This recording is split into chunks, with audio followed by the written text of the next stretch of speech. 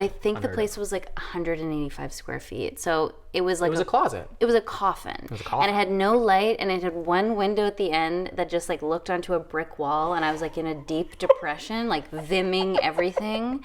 I had like a twin bed. It was like a jail cell. Did you write like poetry in there?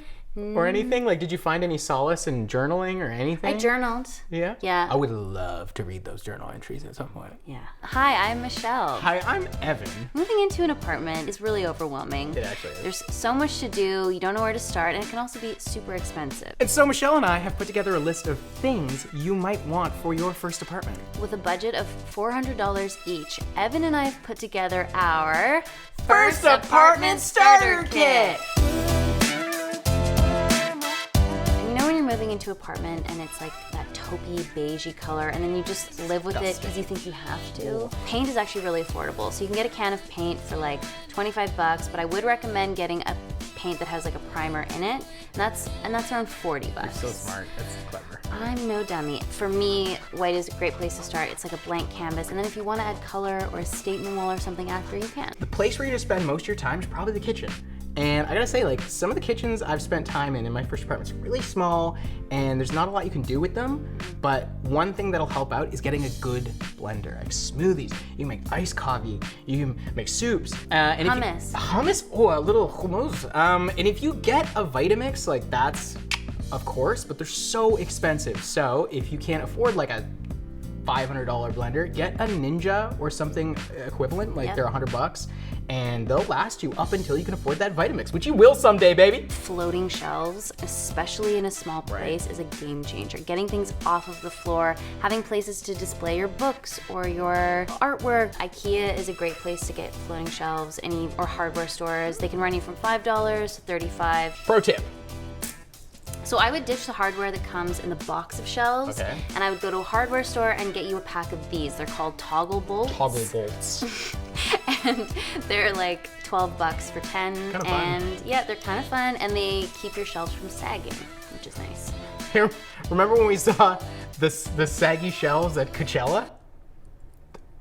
If you're a coffee drinker, you should consider getting a stovetop espresso maker, because drinking coffee out every day gets very expensive, very prohibitive activity, but you want to get that cafe experience at home. So a stovetop espresso maker run you about 35, 40 bucks, or you can get some cheaper ones, but I wouldn't skimp because it's a one-time purchase. It'll last you years. You can take it camping, take it from a former barista. Ooh. Those things work. They work. Also a French press if you're into that like really slow, kind of poetic French morning where you want to just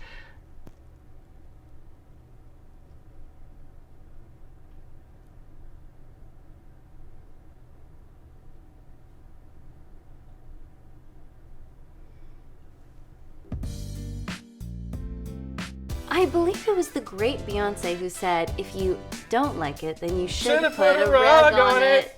Say you've got a place where you really don't like the floors. You can just put a rug over top of it, or even if you like the floors, a rug really just cozies it up. It helps separate spaces. Say you're in a studio and you want to have a little nook that's your living room, and you want to have a separate nook that's your bedroom. Rugs are really good at like separating those spaces. So the rug that I found was 150 bucks on Wayfair, but I would also recommend looking for secondhand rugs, because rugs can be really expensive. So Facebook Marketplace, Kijiji even, vintage stores in your town. Instant pots. Yeah. Air fryers. They are the best thing that's ever happened. They do 11 things. They microwave, they boil, they jerk, they fry, they 11 things! Wow. An air fryer costs around $233 and will make you the best fries you've ever had?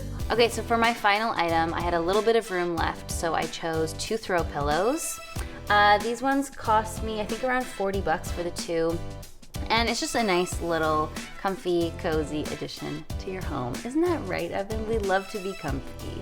Michelle, I would take those throw pillows and I would throw them away in exchange for this beautiful leopard print snuggie.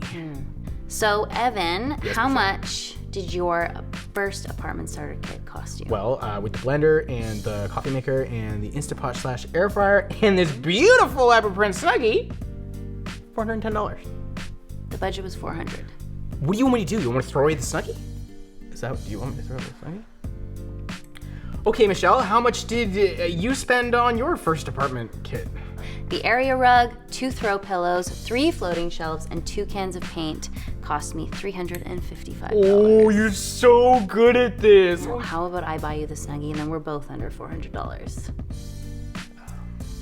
See? Yeah.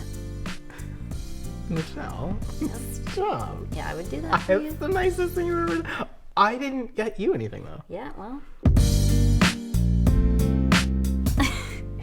Cheers, Evan. Cheers, Michelle. We did such a good job. I think we did a great job. I'm obsessed with the job we did. Your 2 cents is made possible by Credit Unions of Atlantic Canada and produced by Canadian Content Studios.